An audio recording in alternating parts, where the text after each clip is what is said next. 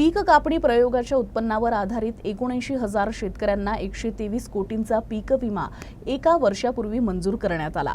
मात्र पीक विमा कंपनीनं शेतकऱ्यांना एक पैसाही दिला नव्हता। आता शासनानं हा निधी कंपनीला देण्यास 1 मार्च रोजी मान्यता दिल्यानं बाधित शेतकऱ्यांना पीक विम्याचा परतावा मिळणार आहे।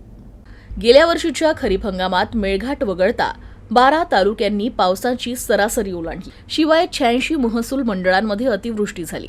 त्यामुळे खरीप हंगामातील सर्व पिकांचं मोठं नुकसान झालं होतं। त्यामुळे 1.25 लाख रुपयांनी शेतकऱ्यांनी विहित मुदत म्हणजेच 72 तासांच्या आत कंपन्यांकडे पूर्वसूचना दाखल केल्या होत्या। या अर्जाची कंपनी स्तरावर पाहणी करण्यात आली। त्या तुलनेत 94,664 शेतकऱ्यांना 98.86 कोटींचा परतावा पीक विमा कंपनीद्वारे देण्यात आला। मात्र योजनेत परताव्याचं प्रमाण 110% जास्त झाल्यानं उर्वरित निधी शासनाद्वारा पीक विमा कंपनीला देय आहे आणि हा निधी देण्यास शासनानं आता मान्यता दिली आहे। त्यामुळे कंपनीद्वारा शेतकऱ्यांना परतावा देण्यात येणार असल्याचं कृषी विभागानं सांगितलंय। याविषयी शासनाकडे सातत्यानं पाठपुरावा देखील करण्यात आला होता।